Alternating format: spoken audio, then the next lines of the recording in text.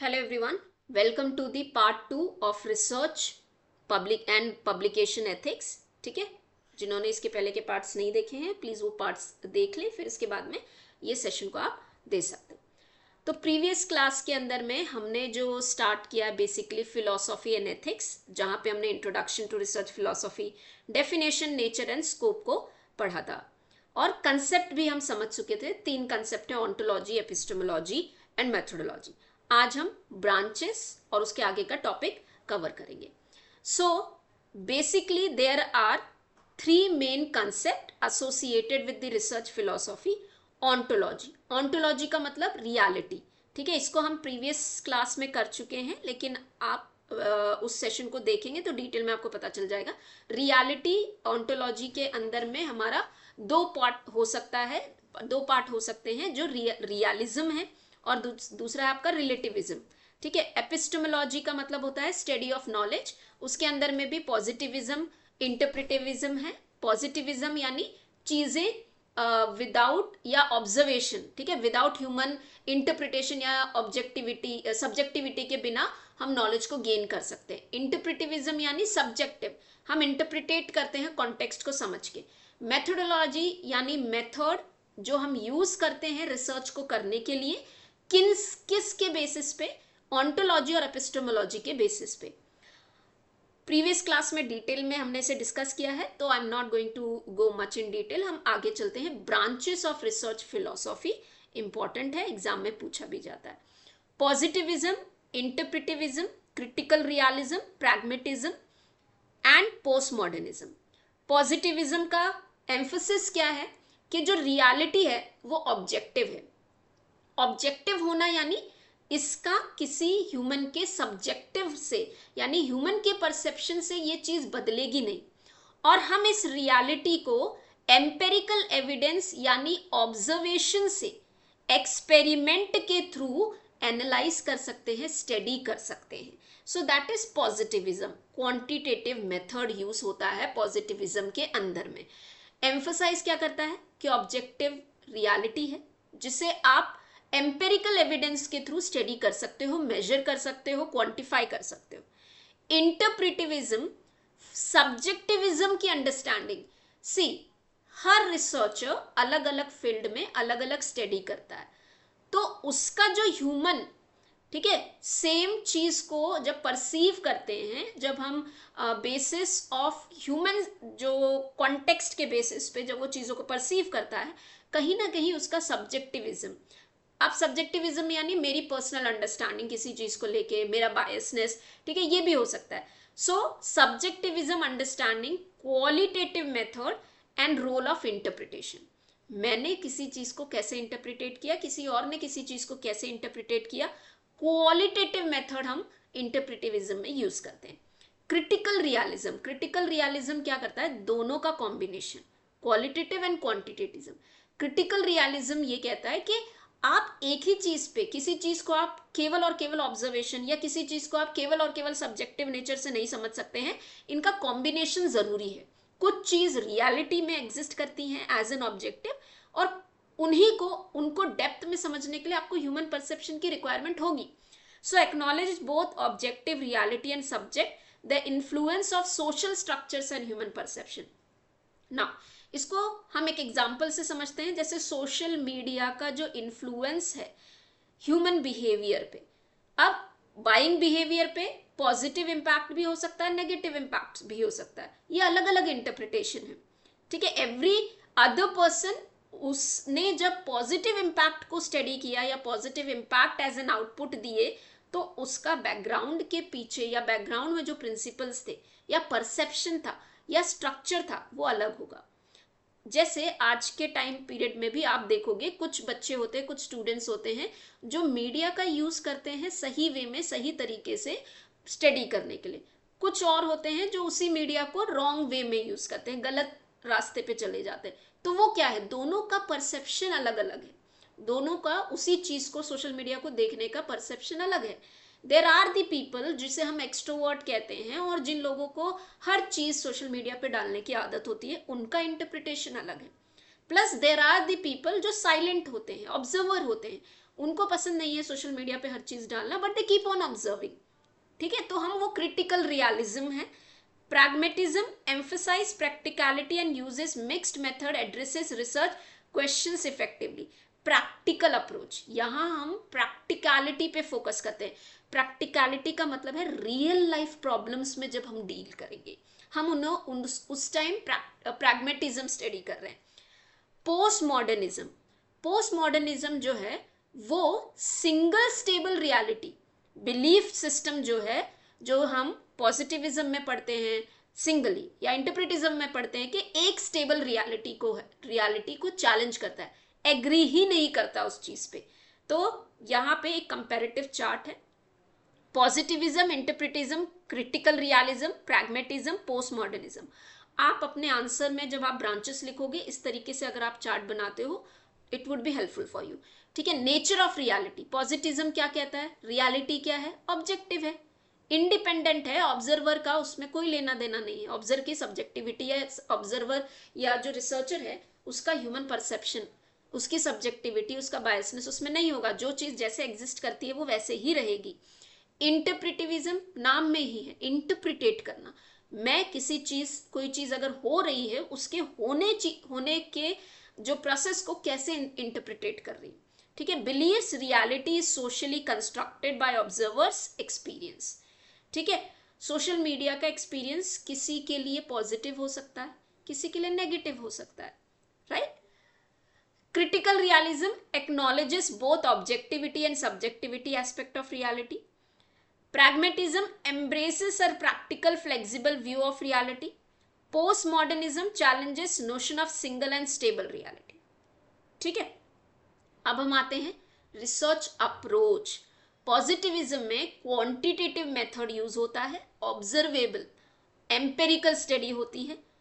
इंटरप्रिटिविज्म में qualitative method होता है, where exploring meaning, context, environment, हम किसी चीज को स्टडी कर रहे हैं एक गिवन एनवायरमेंट में। रिसर्चर जो होता है वो इंडिपेंडेंट डिपेंडेंट वेरिएबल्स को स्टडी करता है, इंडिपेंडेंट वेरिएबल का इफेक्ट डिपेंडेंट वेरिएबल्स पे, उसमें कुछ मीडिएटिंग वेरिएबल्स हो सकते हैं लेकिन बाकी सारे वेरिएबल्स को वो कंट्रोल रखता है, यानी कॉन्टेक्स्ट के रेफरेंस में वो इसकी स्टडी, इंडिपेंडेंट वेरिएबल की स्टडी डिपेंडेंट वेरिएबल पे कर रहा है लेकिन गिवन कॉन्टेक्स्ट में, ठीक है।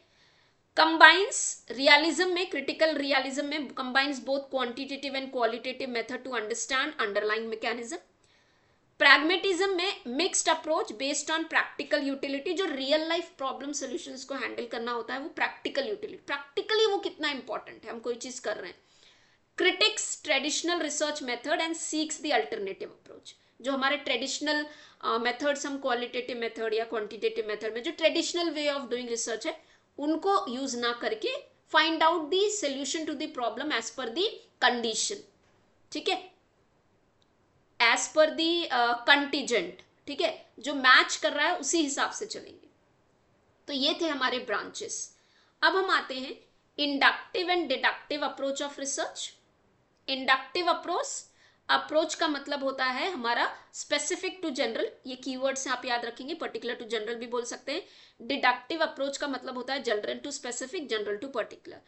एक कीवर्ड मैं आपको बता रही हूं, इंट्रोडक्शन, ठीक है। इंडक्टिव से इंट्रोडक्शन ऑफ अ थ्योरी, जहां पे हम जनरलाइज करते हैं, मैं ये केवल आपको याद रखने के लिए बता रही हूँ। इंडक्टिव में क्या होता है कि हम किसी थ्योरी को जनरलाइज कर देते हैं, तो हमने क्या किया, एक थ्योरी को इंट्रोड्यूस कर दिया जनरल लोगों के लिए। तो इंडक्टिव अप्रोच कैसे चलता है, एक स्पेसिफिक चीज से जनरलाइज हो जाता है। डिडक्टिव अप्रोच क्या होता है कि आप डिड्यूस कर रहे हो, डिडक्ट करते जा रहे हो, जनरल चीजों से आप स्पेसिफिक चीजों पे जा रहे हो। तो यहाँ पे जो आप कीवर्ड याद रख सकते हो वो है डिडक्शन। एक जनरल चीज है, उस जनरल चीज में से आप, इस तरीके से all usually girls are good at study, ये हमारा जनरल अजम्पशन है। तो when all the girls are good at study, Meena is also good at study, ये हमारा क्या हो गया, डिडक्टिव अप्रोच हो गया।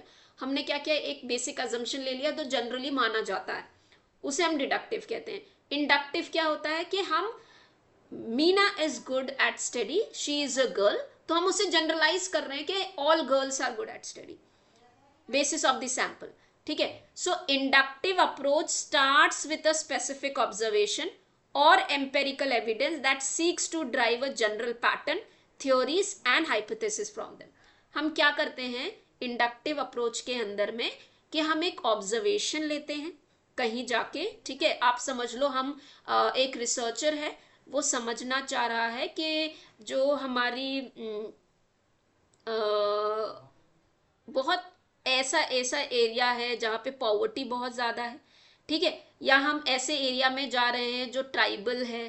ठीक है, ट्राइबल एरिया है, हम ट्राइबल एरिया का कल्चर समझना चाह रहे हैं, मल्टीपल ट्राइबल एरिया का कल्चर समझना चाह रहे हैं. तो रिसर्चर क्या करेगा, सो लेट्स से वो ट्राइबल एरिया में जाता है तो वो कुछ चीज़ें ऑब्जर्व करेगा. Then on that basis of observation, अब ऑब्जर्वेशन क्या है, एम्पेरिकल एविडेंस है, he is observing and on the basis of observation एक पैटर्न बनाते हुए चलेगा. पैटर्न बनाना यानी कोई चीज कॉमन है जो रिपीट हो रही है चीजों में. देन उस पैटर्न के बेसिस पे ही वो डेवलप अ थ्योरी, और थ्योरी के बेसिस पे हाइपोथेसिस, एंड हाइपोथेसिस जो बेसिकली जो थ्योरी है वो जनरलाइज वे में वो इंट्रोड्यूस करेंगे. That is your inductive. Deductive approach में क्या होगा कि एक जनरलाइज थ्योरी होगी. So like tribal areas need to be protected. Why? तो आपने क्या किया, जनरल थ्योरी बनाई because it is being exploited by modern people. ठीक है, तो आप क्या करोगे, एक हाइपोथेसिस बनाओगे कि पीपल आर डिस्ट्रॉइंग या मॉडर्न पीपल आर डिस्ट्रॉइंग. उसके बाद आप क्या करोगे, टेस्ट करोगे, आप आइडेंटिफाई करोगे किस तरीके से ये एक्सप्लॉइट हो रही है. टेस्ट करने के बाद में आप स्पेसिफिक ऑब्जर्वेशन के थ्रू उनको टेस्ट करोगे, और टेस्ट के थ्रू आप क्या करोगे, एक फाइनल आप डिडक्ट करके आ रहे हो स्पेसिफिक पे. हाँ, ये ट्राइबल एरिया को एक्सप्लॉइट किया जा रहा है, ये particular tribe, so tribal area में किस चीज को एक्सप्लॉइट किया जा रहा है, that is your deductive. So deductive approach starts with a general theories और hypothesis which can be tested through specific observation और एम्पिरिकल एविडेंस. इंडक्टिव में it involves making broad generalisation instead of based on the observation और a trend और a data. तो आप एक कोई trend, so अभी जैसे new Gen Zs are following, you can say they are rejecting AI, और जेनजी जो है जो है जेनजी जनरेशन, जेनजी, ये लोग क्या कर रहे हैं, जो traditional working way of working है, लॉन्ग वर्किंग आवर्स, उसको एक्सेप्ट नहीं कर रहे हैं. ठीक है, they are unaccepting the traditional way of working and moving toward the freelance because they don't want to be bounded. तो गिवन ट्रेंड को स्टडी करते हुए, डेटा को स्टडी करते हुए, आपने ये जेंजी यानी आपने कुछ इंडिविजुअल्स को स्टडी किया, और उन इंडिविजुअल्स के बेसिस पे आपने क्या किया, एक जनरलाइज चीज बनाई कि हाँ, Gen Zs are now rejecting AI. ठीक है, it moves from specific to general, और हमारा जो डिडक्टिव है it moves from general to specific. Termed as a bottom up approach, और यहाँ पे हमारा टॉप डाउन. बॉटम अप्रोच यानी क्योंकि हम नीचे से शुरू करते हैं, ऑब्जर्वेशन से शुरू करते हैं, ऑब्जर्वेशन से पैटर्न बनाते हैं, पैटर्न से हाइपोथेसिस बनाते हैं, और एक थ्योरी इंट्रोड्यूस होती है. यहाँ टॉप डाउन में हम थ्योरी से शुरू करते हैं, हाइपोथेसिस बनाते हैं, ऑब्जर्वेशन लेते हैं और कंफर्म करते हैं. ठीक है, कि हाँ हमारी थ्योरी सही है, हमारा हाइपोथेसिस सही है. सो बेसिकली यहाँ टेस्टिंग ऑफ हाइपोथेसिस है. यहाँ पे क्या है, थ्योरी, फॉर्मेशन ऑफ थ्योरी है. associated with the qualitative. Inductive qualitative है, डिडक्टिव क्वांटिटेटिव है. ठीक है, quantitative. Now inductive research process में collect empirical data through observation experiment, क्योंकि ये क्या है, ये क्वालिटेटिव एम्पेरिकल स्टडी है. It start with the general theory. हम यहाँ प्रोसेस की बात कर रहे हैं. ठीक है, प्रोसेस के अंदर में क्या क्या स्टेप्स हैं. पहला आप क्या करते हो, यू ऑब्जर्व, ऑब्जर्वेशन करोगे, पैटर्न के बेसिस पे थ्योरी फॉर्म करोगे. Identify the pattern, regularities in the trend in data, formulate a general theory hypothesis based on observe pattern, test the theory और hypothesis, and further you give the generalisation. Deductive में start with the general theory और hypothesis, formulate specific hypothesis और prediction based on theory, test the hypothesis after collecting a data through observation और experimentation, and finally analyze the data and draw the conclusion that either support or reject the hypothesis. ये simple से example है. Ram is मॉर्टल, Shyam is मॉर्टल, Sudhir is मॉर्टल, यानी ये हमारे क्या हैं, ये हमारे स्पेसिफिक हैं, ये स्पेसिफिक है, ठीक है। ये स्पेसिफिक स्टडी है कि राम मॉर्टल है, श्याम मॉर्टल है, सुधीर मॉर्टल है। इन स्पेसिफिक स्टडी से हम जनरलाइज कर रहे हैं ऑल मैन आर मॉर्टल, और इसका उल्टा all man are mortal general है, तो हम ये कह सकते हैं Shyam is mortal, Ram is Sudhir is mortal, Ram is mortal, ठीक है। ये था हमारा inductive and deductive approach of research. अब ऑन्टोलॉजी में हम सब्जेक्टिविटी और ऑब्जेक्टिविटी की बात करते हैं, दोनों के बीच में डिफरेंस समझ लेते हैं। तो ऑब्जेक्टिविटी क्या, ऑब्जेक्टिव होना यानी, देखो एक सिंपल लैंग्वेज में ऑब्जेक्टिव होना यानी जहां पे आपका बायसनेस नहीं है, एब्सेंस ऑफ बायसनेस। सब्जेक्टिविटी का मतलब है कहीं ना कहीं पे वो बायस्ड है। ऑब्जेक्टिव मतलब होता है एरर फ्री, सब्जेक्टिव का मतलब होता है कहीं ना कोई एरर या कॉन्टेक्सचुअल अप्रोच है। Done. Objectivity refers to the absence of personal opinion, biasness, interpretations, aiming for neutrality and impartiality. So, अगर आपको पता है जब भी किसी भी लेट्स से किसी भी तरीके का ऑफेंस हुआ है या किसी भी तरीके का रूल ब्रेक हुआ है किसी कंपनी के अंदर में, तो एक कमिटी क्रिएट की जाती है और उस कमिटी को हम कहते हैं इंडिपेंडेंट होनी चाहिए, इम्पार्शियल होनी चाहिए, ताकि वो ऑब्जेक्टिवली उस ऑफेंस से रिलेटेड डिसीजन ले सके कि वो ऑफेंस हुआ नहीं हुआ, किसी भी एक पार्टी के साइड से नहीं होना चाहिए। क्यों? अगर वो किसी एक पार्टी के साइड से होगा तो वो इम्पार्शियल नहीं होगा, there would be a biasness. So objective यानी पर्सनल ओपिनियन नहीं है, बायसनेस नहीं है, इंटरप्रिटेशन जो है वो न्यूट्रल और इम्पार्शियल है। सब्जेक्टिविटी इसका अपोजिट है, refers to presence of personal opinion, biases, interpretation in the research process, ठीक है। नाउ ऑब्जेक्टिविटी के अंदर में researcher will try to minimize the personal biasness and interpretation, aiming to represent the fact and evidence accurately. जो जैसा है उसको वैसा ही रिप्रेजेंट करना, उसमें अपना कोई बायसनेस या अपनी इंटरप्रिटेशन नहीं डालना। जबकि हमारे सब्जेक्टिव के अंदर में क्या होता है, जो भी इंटरप्रिटेशन होती है वो पर्सनल एक्सपीरियंस के बेसिस पे इंटरप्रिटेट होते हैं।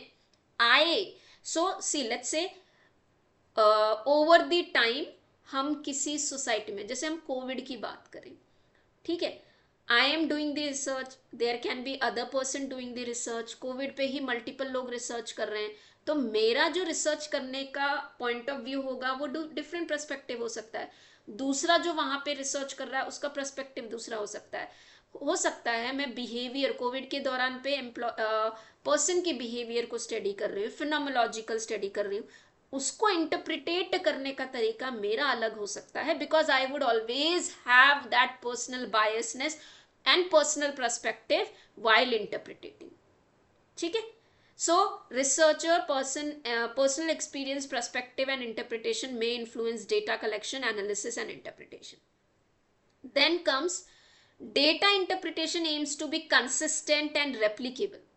ऑब्जेक्टिविटी में क्या होगा कि अगर कोई चीज है, कोई भी, so let's take something which is मैंने अगर किसी चीज का ऑब्जर्वेशन लिया, ए ने लिया, बी ने लिया, दोनों ही जब ऑब्जर्वेशन ले रहे हैं दोनों ऑब्जेक्टिव इन नेचर है, इनका पर्सनल बायस नहीं है, तो ये जो प्रोसेस है या जो ऑब्जर्वेशंस होंगे ना वो क्या होंगे, कंसिस्टेंट होंगे, सेम होंगे, replicable. Let's take an example, अगर हम यूजीसी नेट की बात करें या किसी भी तरीके के एंट्रेंस एग्जाम की बात करें, तो 2021 में आप टेस्ट करवाओ या 2022 में टेस्ट करवाओ, वो ऑब्जेक्टिव ही रहेगा, ठीक है। 2021 में पेपर बहुत सारे बच्चों का सिलेक्शन करके देगा, 22 में बहुत कम करके देगा, ऐसा नहीं, the result would be consistent. अब कंसिस्टेंट का मतलब ये नहीं कि यहाँ पे 100 का सिलेक्शन हुआ यहाँ पे भी 100, द कंसिस्टेंट यहाँ पे मतलब है कि जो टेस्ट या एग्जाम जो हो रही है उसका जो ऑब्जेक्टिव है, उसका ऑब्जेक्टिव क्या है,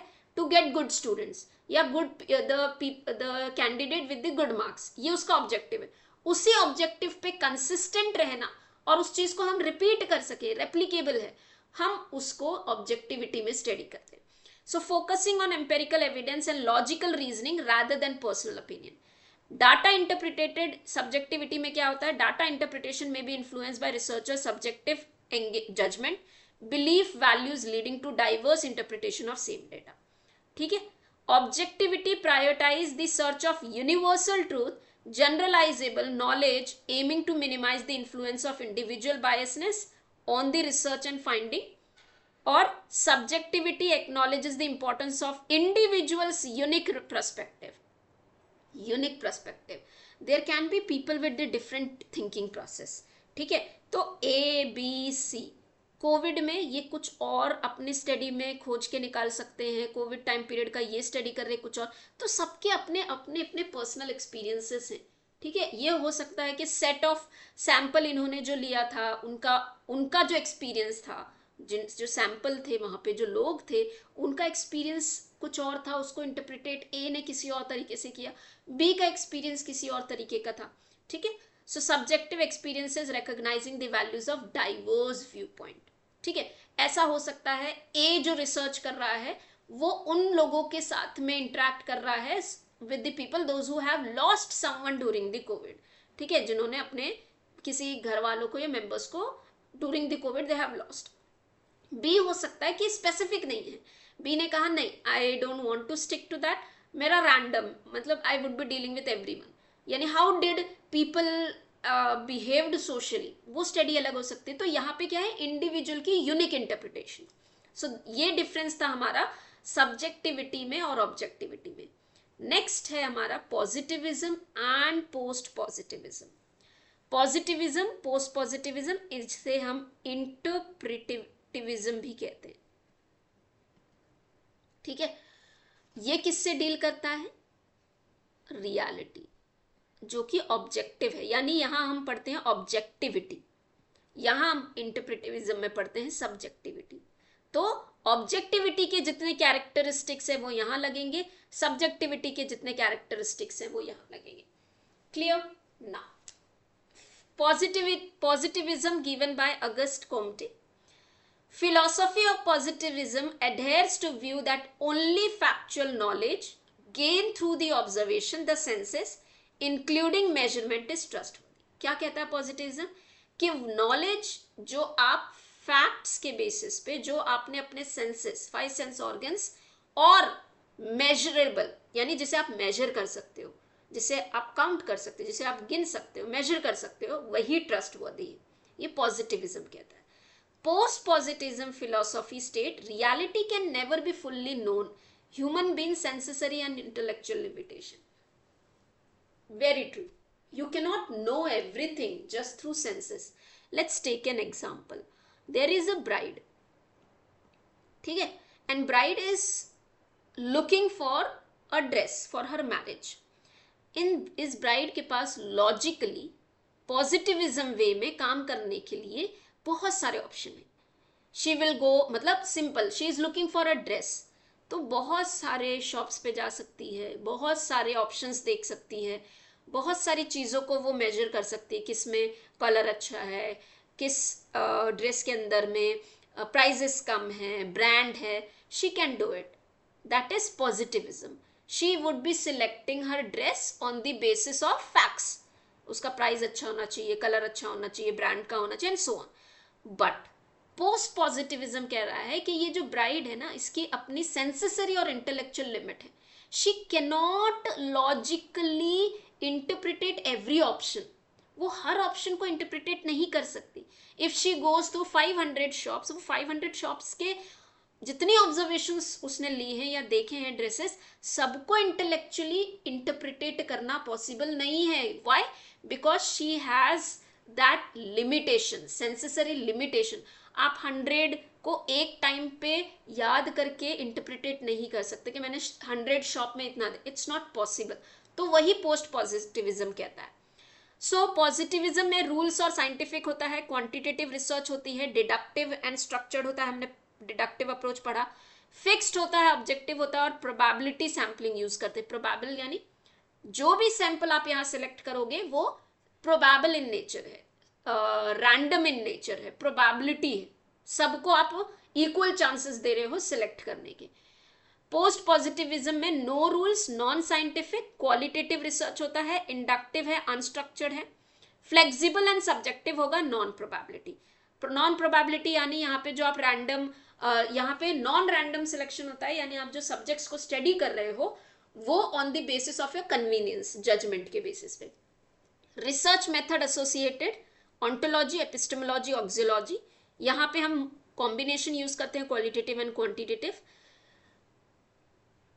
post positivism deals with outcome, outcome पे डील करता है क्योंकि ये ऑब्जेक्टिव है, और ऑब्जेक्टिविटी क्या कहता है कि आउटकम आपका कैसा होना चाहिए, आउटकम आपका कंसिस्टेंट होना चाहिए, सेम होना चाहिए। जबकि पोस्ट पॉजिटिविज्म डील करता है प्रोसेस पे, बिकॉज एवरी आउटकम में वैरी, सब्जेक्टिव है तो आउटकम वैरी कर सकता है, लेकिन जो प्रोसेस आप यूज करते हो रिसर्च करते वक्त, that has to be consistent. ठीक है।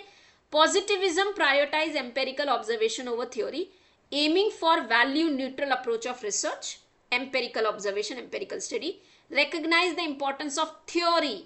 ठीक है, यहां क्या होता है, हम ऑब्जर्वेशंस को ज्यादा इंपॉर्टेंट देते हैं और थ्योरी को कम। हम बिलीव करते हैं कि ऑब्जर्वेशन मेजरेबल है और हम उनको काउंट करके अपना इंटरप्रिटेशन कर सकते हैं। पोस्ट पॉजिटिविज्म क्या कहता है कि किसी भी चीज को इंटरप्रिटेट करने के लिए उसके पीछे थ्योरी होती है, right. So theory in guiding the research, interpretation और एम्पेरिकल डेटा। क्लियर। तो ये था हमारा difference between positivism and post positivism. अब आते हैं रिसर्च पैराडिम पे या इंटरप्रिटेटिव पैराडिम। रिसर्च पैराडिम का मतलब क्या है, एक framework that guide the researchers world view, belief, approach और कंडक्टिंग द रिसर्च। ठीक है। रिसर्च पैराडिम यानी एक हम ऐसा फ्रेमवर्क बनाते हैं जो फ्रेमवर्क रिसर्चर को गाइड करता है अपना रिसर्च कंडक्ट करने के लिए। सो रिसर्च पैराडिम में क्या होगा, research paradigm encompasses of researchers ontological, epistemological, methodological perspective. जब रिसर्चर रिसर्च कर रहा है अपने इन बिलीफ सिस्टम को यूज करेगा, और इन फिलोसॉफी, इन पर्सपेक्टिव के बेसिस पे it provide a foundational framework for understanding and conducting the research, और इसी को हम क्या कहते हैं, research paradigm. So basically research paradigm shapes the researchers assumption about nature of reality, acquisition of knowledge, nature of reality क्या है, ontology, acquisition of knowledge क्या है, epistemology, and appropriate method of investigating phenomena, ये क्या है, methodology। ठीक है। Research paradigm के अंदर में क्या होते हैं, ये हम पहले पढ़ चुके हैं, ब्रांचेस के अंदर में ये वही चीज है, positivism, interpretivism, critical realism, pragmatism, post modernism. Positivism क्या कहता है, that reality, nature is real, nature of reality is objective, interpretative subjective, यहाँ पे दोनों का कॉम्बिनेशन होता है। प्रैग्मेटिज्म में फ्लेक्सिबल व्यू है। पोस्ट मॉडर्निज्म एक सिंगल स्टेबल रियलिटी को रिजेक्ट करता है। ठीक है। Universal law govern the observation, contextual यहाँ पे डिपेंडेंट, जो भी हमारे इंटरप्रिटेशन होंगे वो कॉन्टेक्सचुअल डिपेंडेंट होंगे। emphasizes the critic to power structure, social inequalities, dominate ideologies। ठीक है। क्रिटिकल रियलिज्म यानी हम दोनों चीजों को कंसिडरेशन में लेते हैं। यहां प्रैग्मेटिज्म में रियल वर्ल्ड प्रॉब्लम्स को सॉल्व करते हैं।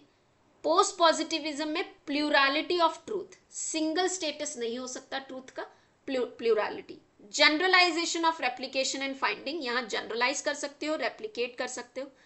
Here complexity of human behavior, and finally contextual and contingent nature of reality। contextual and contingent, जैसे कि मैंने आपको बताया था कि सिचुएशन के हिसाब से, ठीक है, आपकी जैसी सिचुएशन है उस हिसाब से चीजें उस पर्सपेक्टिव में, उन कॉन्टेक्चुअल में बदल सकती है। ठीक है। एक स्टेबल रियलिटी नहीं होती है। क्लियर। तो यहाँ पे हमारा जो यूनिट नंबर 1 का यहाँ तक हम कंप्लीट कर चुके हैं, इंटरप्रिटेटिव पैराडिम तक। नेक्स्ट क्लास में हम एथिक्स पे आएंगे और एथिक्स के पोर्शन को कवर करेंगे। So that was the session for today. We will be meeting in our next class.